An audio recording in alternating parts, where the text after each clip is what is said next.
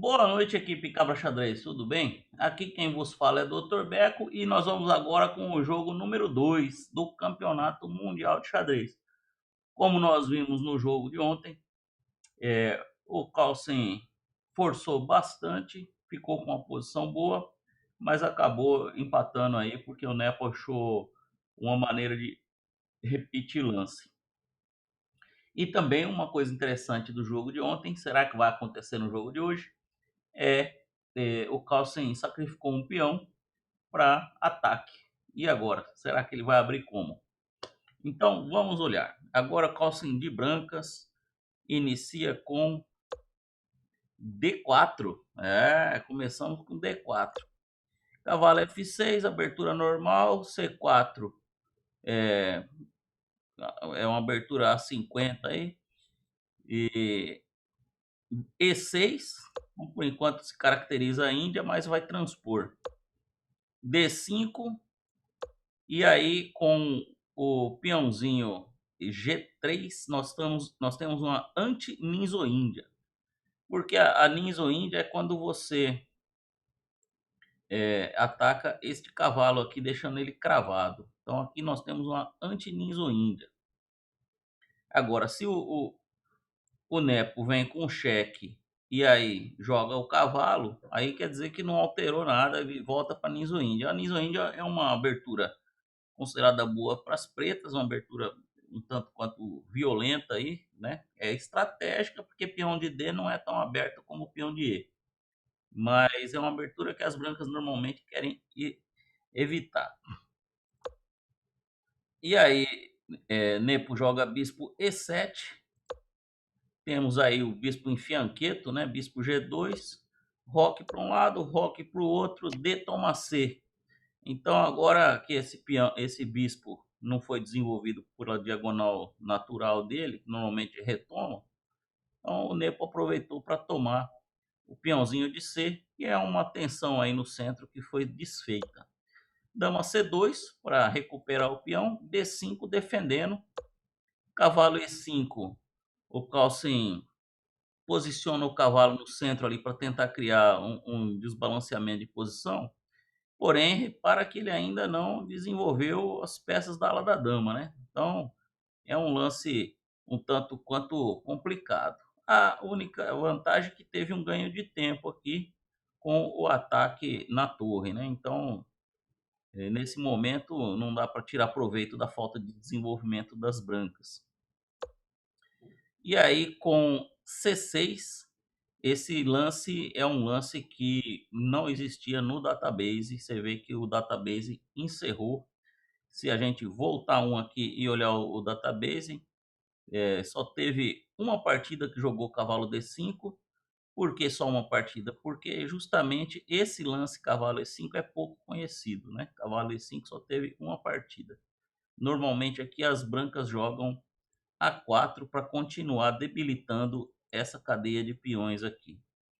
Então, com isso, encerramos a partida com o cavalo E5, C6. E agora veio o A4. É interessante deixar aberto aqui só para ver se transpôs para alguma coisa. Não transpôs porque esse cavalo E5 aqui é diferente. Mas às vezes a movimentação fora de ordem, a abertura transpõe. E aí, cavalo D5, cavalo C3, desenvolvendo finalmente e até propondo aí a troca de um cavalo. Curioso que o computador aqui, ele dá como segunda linha esse lance aqui, que seria o lance B4, tira o peão desse ataque e, por sua vez, ataca o cavalo. Esse lance, apesar de estar marcado como segunda linha, ele foi muito comentado pelos comentadores dos diversos canais aí que transmitiram a partida ao vivo. Então, vamos lá. F6, que é a primeira linha. Veja como sempre que coincide, né? Quase sempre coincide os lances dos jogadores aí de alta categoria, como o Carlsen e o Nepo, com a primeira linha do Stockfish. Cavalo recuou, cavalo F3, dama D7, colocando mais uma defesa nesse peão aqui para evitar justamente que esse peão aqui fique sob ataque e não tenha como se defender. E mais uma outra defesa que vai se opor aqui é uma ideia também, o Nepo colocar esse bispo em B7 para se opor ao bispo de G2 aqui do Carlsen. Então Carlsen avança com E4, desloca esse cavalo, cavalo B4 ganha um tempo na dama, dama E2, cavalo D3, e esse cavalo aí ficou bem posicionado, um monstro esse cavalo. Esse cavalo aqui vai dar dor de cabeça pro Carlsen, fica de olho. E aí E5 continua a expansão no centro, tentando aí posicionar, se toma, pode tomar e até desafiar esse cavalo, que esse cavalo aqui ficou muito forte. Por outro lado, se esse cavalo vier para E5, também é uma casa muito boa. Bispo B7, como eu comentei aqui, o bispo vai se opor a essa diagonal longa. E toma F, bispo toma F, cavalo E4, atacando o bispo. E aí esse cavalo finalmente se desenvolveu humilde aqui para um cantinho na A6. As torres são ligadas. E aí a ideia desse cavalo normalmente é ir para C7 e apoiar o jogo central por aqui. Só que nós temos algumas opções aqui também que podem ser consideradas aí no futuro.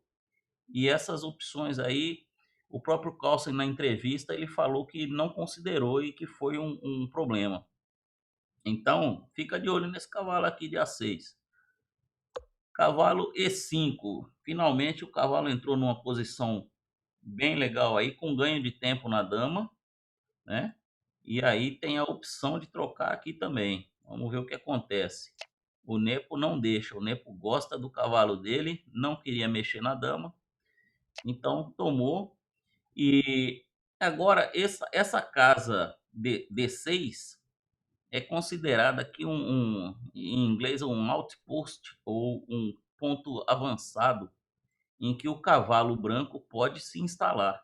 E aqui fica um cavalo monstro também, muito forte. Então vamos ver o que acontece. Cavalo de AC5, ameaçando trocar esse cavalo aqui antes que ele se transforme num monstro. O Carlsen fala, não, não, aquela casa de D6 é minha.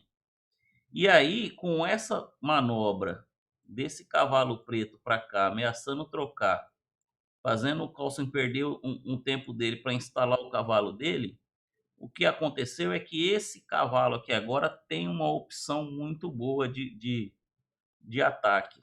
Então vamos lá, cavalo B3.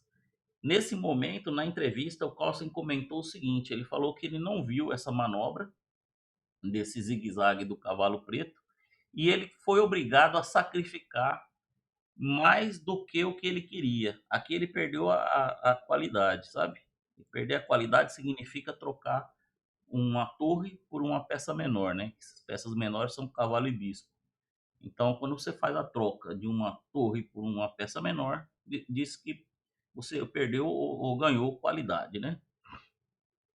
Aqui a ideia do computador é salvar o bispo e deixar que a troca ocorra em A1.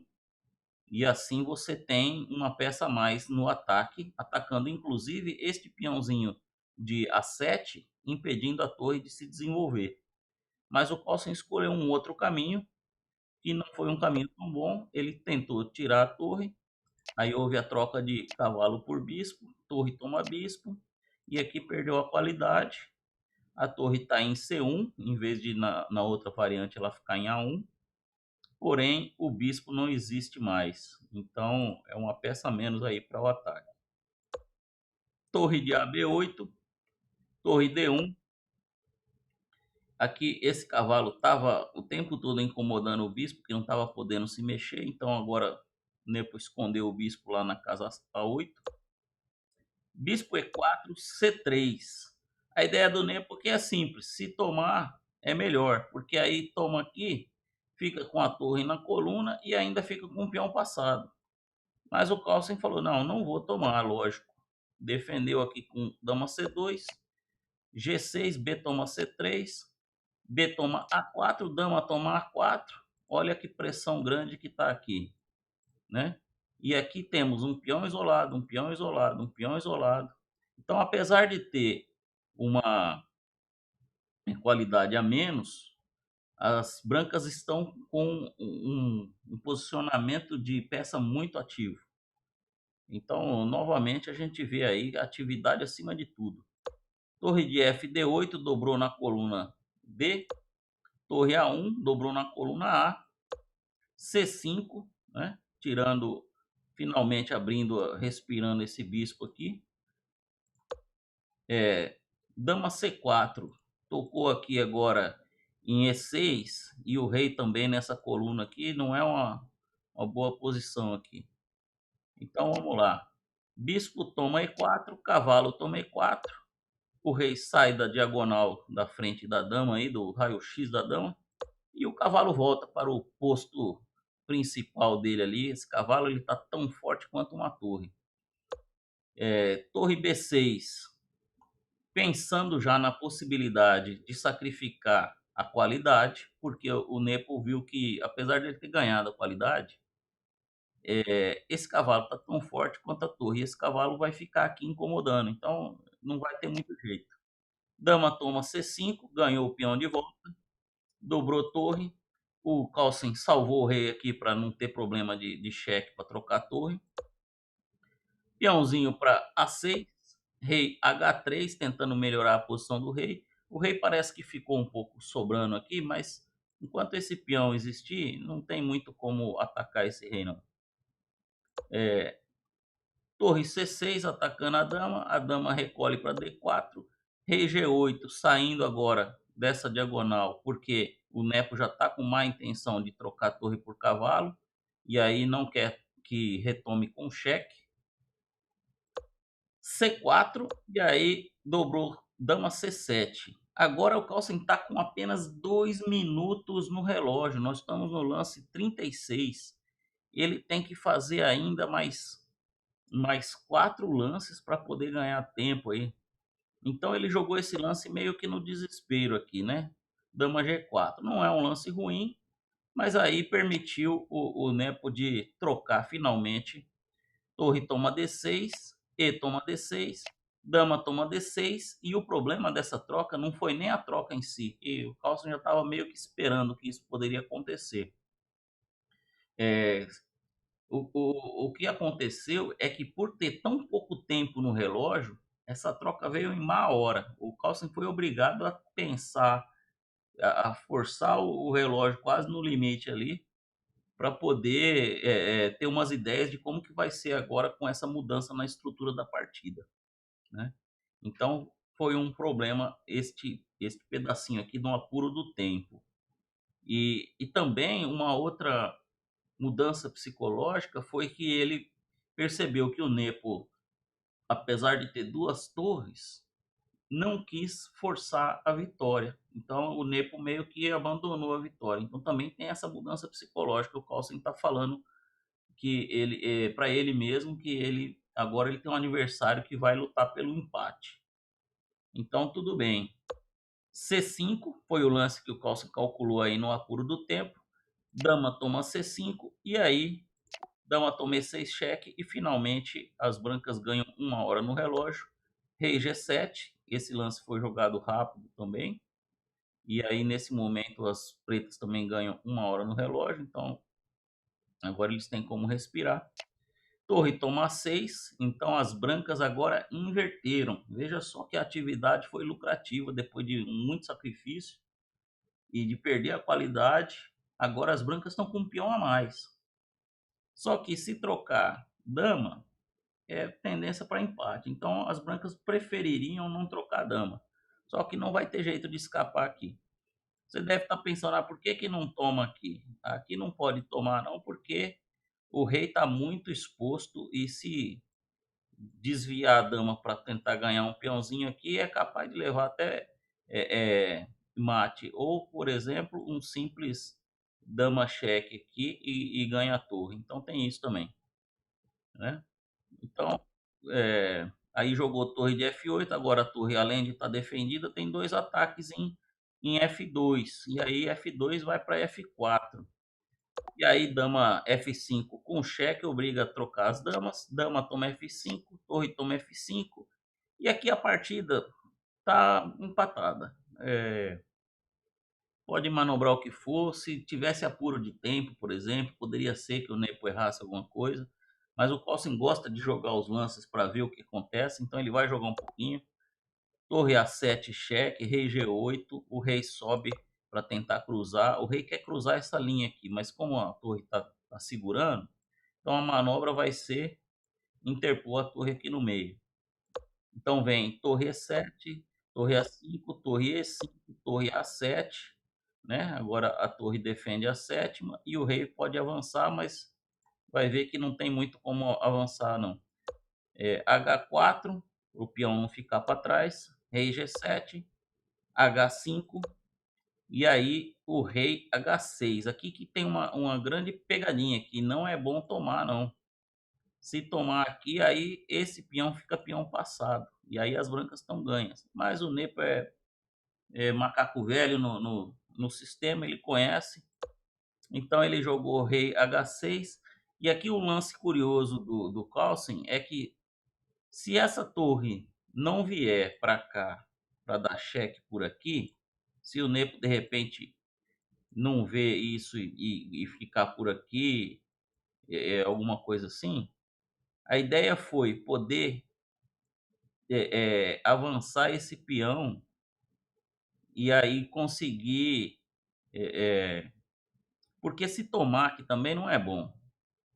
Se tomar aqui, retoma e aí esse peão defende os outros dois. Agora, se tentar, por exemplo, jogar a torre aqui para cravar esse peão e aí tomar, legal, aí ficaria bom. Mas para cravar esse peão aqui, tem outro problema. Se vier para cá com o peão toma H3, é cheque, né?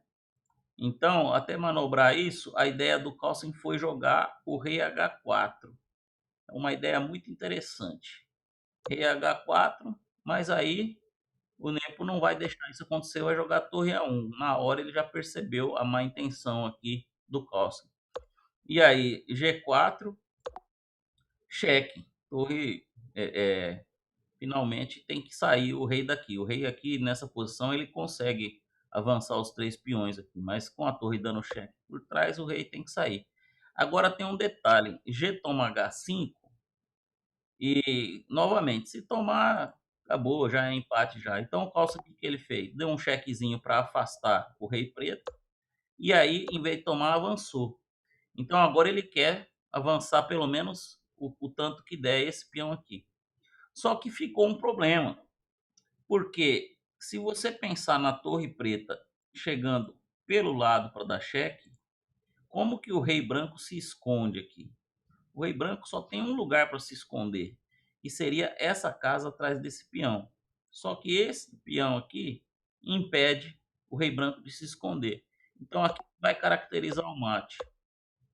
O rei A1, a torre vem para tomar esse peão, certo? A torre vem para tomar esse peão. Agora, opa, errei aqui, não era, esse lance não foi feito. Aí o que que acontece? Imagina agora como que o rei branco se esconde dos cheques aqui. Não tem como. O único lugar que ele teria para se esconder seria aqui. Mas se ele tentar se esconder aqui, a torre toma esse peão. Então ele precisaria se esconder atrás do peão, defendendo o peão, né? Então, nesse momento, torre A4 ataca F4, rei F3, torre A3, rei F2, torre ataca, e aí não tem conversa, não tem como resolver isso aqui. Então, nesse momento, foi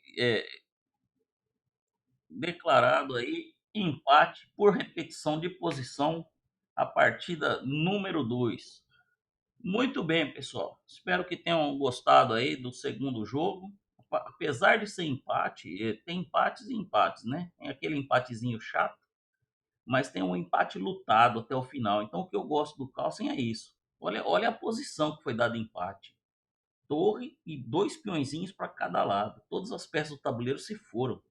Então não é um empatezinho de abertura não, com 10, 15 lances. É um empate em que passou por uma história. Por isso que tem gente que fala, ah, empate é chato, mas depende, né? Depende do empate. E aí esse a gente viu que foi muito lutado. Então a partida continua, o torneio continua eletrizante. Vamos aguardar o jogo 3. Um abração e boa noite.